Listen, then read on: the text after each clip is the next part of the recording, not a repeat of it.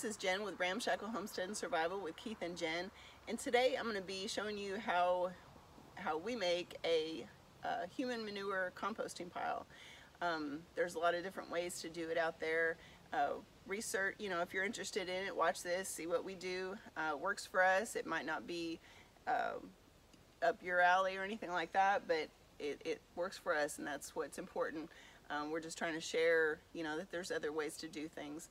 This is a compost pile right now that is currently full, I guess you can say. I mean, it can add, more can be added, of course, but for right now, I'm kind of putting a pause on it. It's reached the height that I feel comfortable with, and it's just going to sit here for, they say you can use human compost, within a year to 3 years. So we haven't actually been doing it long enough to use the compost, but I'd probably err on the side of caution, maybe go 3 years, I'm not sure. The thing about composting human manure is that you can't do exactly the same things as you would with a regular compost pile. You can't turn it, everything just stays in its place, so you're kind of just letting things go at a much slower rate. Also, it's just the compost for me and Keith that use this particular bathroom. So for 2 people, this size seems to work okay. Every situation is going to be different. We usually only, to get perfectly honest, we usually only use the outdoor bathroom, this particular one, for number 2. And urine, of course, can be used on your garden or plants. I mean, theoretically it's sterile unless you have an infection. It's sterile to use on plants right away, but for our purposes right now, we'll just be talking about the human compost that comes from just regular to ordinary people.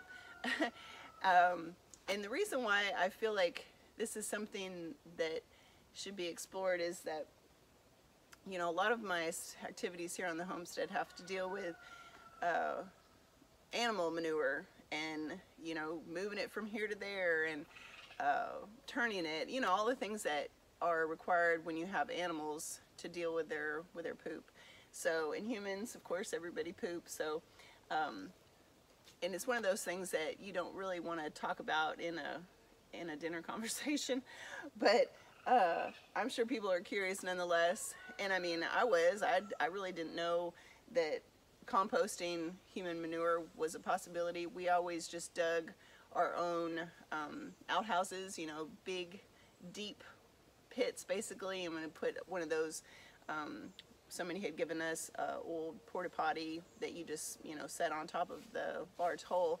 Well, that's fine, but the digging of the hole is not pleasant, and we have a lot of clay here, and it takes a lot of work. So we found this as a better alternative, and at the end of the road, whether it's 2 or 3 years, we'll have some decent compost. But for right now, I'm content with this is the best way that we've come about to dispose of our human waste. So anyway, I'll try to keep it as clean as possible, but here again, do your own research. Don't count on my my methods or my things that I say as the gospel or anything highly scientific, okay? This is my own experience. This is what the method that I've come up with observing some things and trying a few different things out. So if you're still interested, just keep watching and I'll show you how we do it. So this is our current human manure composting pile, and as you can see, there's a wire around it. I've got some stakes drove into the ground so it can't escape, and I've built up the sides with various materials. Right now what you can see is the hay or straw or grass, whatever I can find, and then I just make a well in the middle and put the stuff in. So as you can see, it's good and black already. There's some little flies, no-see-ums, but that's about it as far as activity. Does not smell. You'll just have to take my word for it. This is Fizz Gig. She's real annoying, so I have to hold her so she doesn't meow and go crazy while I'm trying to talk.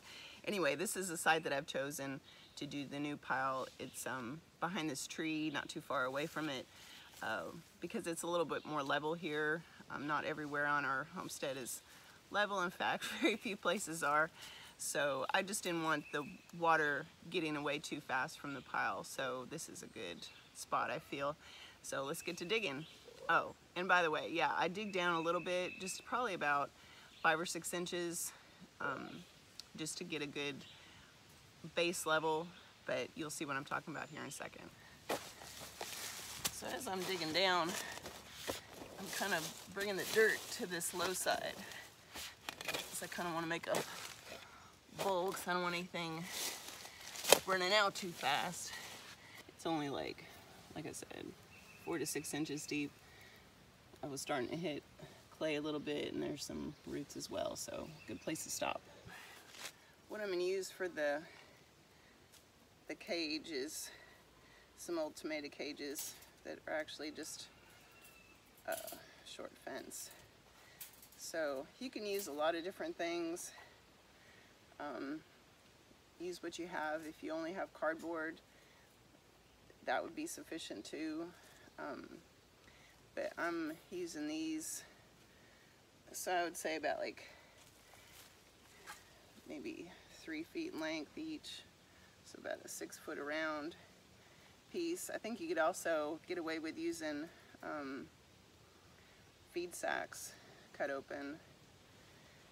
It's just something to kind of keep the form.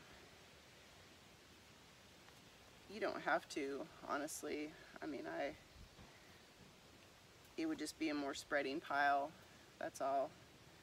You can make it more like a nest if you didn't have any kind of sides on it. But for us, I really didn't want the chickens in it and other pests or dogs or cats. They felt like they needed to get inside, so I'm gonna put these together to be roughly like that. So let's go this way. All right. So it's roughly about the size of where I dug the hole, actually, so that works out good. I'm just trying to guesstimate where the roots are not.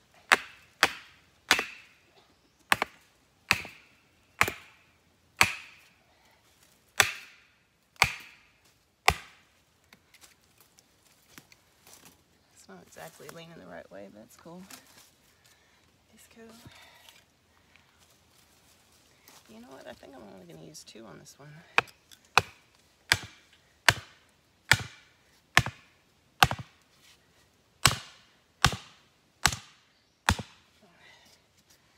Okay. Yeah, it's not going anywhere. Good deal. Okay, so composting is basically just layering things. Let the nature do the work, the worms and all the microorganisms, all that good stuff. So what I'm going to do is put a layer of leaves down, layer of some type of dried grass, straw, hay, anything like that, and then the manure on top. And then I just repeat that basically as needed. And these are just leaves that I'm finding around here, right in this area.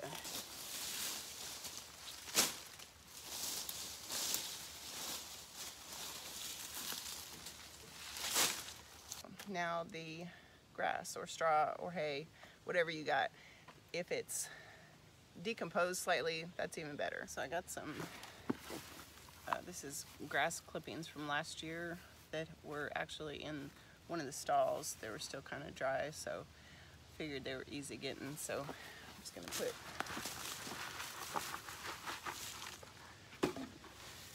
that's just a little 5-gallon deal. I think that's, I could do thicker, but I'm gonna save the other bucket for after I pour. All right, that looks good.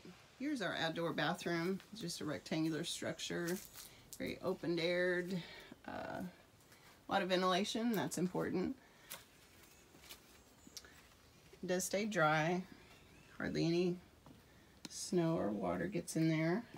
Room for dogs to keep you company.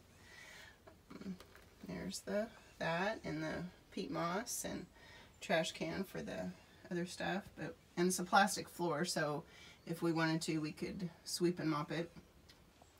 So this is inside our bathroom. It's got some nice cracks going around, so get good cross ventilation, peephole out, see what's coming towards you, if anything. All bathrooms smell occasionally, but you know, I don't find that this one is any worse than any other. I think it's better, in fact, than our outhouse used to be. But after each use, we just use a handful or two of the peat moss. Now you can use, you know, any number of organic matter like chopped up leaves, grass, hay, straw, wood ash, wood chips, sawdust, etc. You know, it's just whatever's handy. I would like to use something else other than peat moss because it's not exactly a renewable resource. Once it's gone, from what I understand anyway, of how the process works. But it is super handy for us. It does take a really long time to go through a bag, so we do not waste any of it, I feel. But if we had other options, I would use those as well. And again, you know, after we empty the bucket, then we rinse it out. And I like to let it air dry and get the sun on it. The UV rays can help kill any, you know, bad stuff. But like I said, the bucket really doesn't let things stick to the side like you would think. It's very easy to rinse out. I don't have to scrub it or anything. And when it gets really cold and stuff freezes, I have had it come out in a big icicle, but that's only happened one time.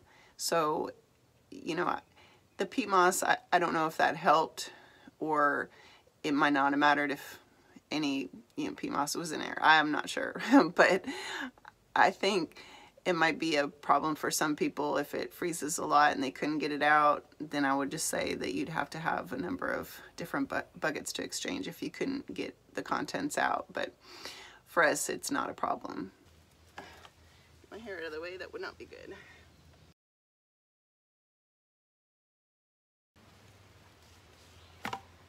So there's the manure in there, and I sprinkled another 2 handfuls of the peat moss over it, so we didn't have to see anything. Didn't have to be weird. So as you can see, it's just kind of nestled down in there. I'm going to put another layer of leaves and then grass clippings, and then it'll be good to go. Okay, so there you have it, the end result. Nice little compost pile. This size is probably better for one person, honestly. The fence is a little bit shorter and is not quite as large in areas as the other one. And I do like it where I can open up a side and dump the contents instead of just dump it in from the top. It's not a huge deal. Never really had a problem with any kind of splashes. And like I said, it's better to have it where it's solely either it's better if it's number 2 as far as the contents of it, and just, you know, go number 1 somewhere else. And also occasionally put some dirt on top of it, because like I said, this is nothing that you would mix. I mean, maybe like in a year, sooner than that possibly. It just depends upon your comfort level. But I think for us, and like I said, this is kind of our first, I think we've been doing this for about maybe a year and a half. So really haven't had the need, I feel, to turn it or anything like that. It's not hurt anything. I've got plenty of compost piles that, you know, can go on vegetables and things that we'll eat. So I'm not in any rush with these things. But it's just nice to not have to dig a huge hole, have the outhouse. We can have the outhouse in one location, or the bathroom in one location, instead of having to move it all the time and trying to find new spots, make sure it's cool, you know, etc. So anyway, works for us. And you know, like I said, do your own research, of course. But I'm glad you watched, and please subscribe to our channel if you already haven't, and follow us on Instagram and Facebook, and check out our website too. We've got some cool stuff on there, and hopefully this fall we'll have some classes coming up when Keith comes back from Alaska. Of course, I'll be back at the end of summer as well, but just check us out and follow us, and we hope that you get out there and have some adventures of your own this summer.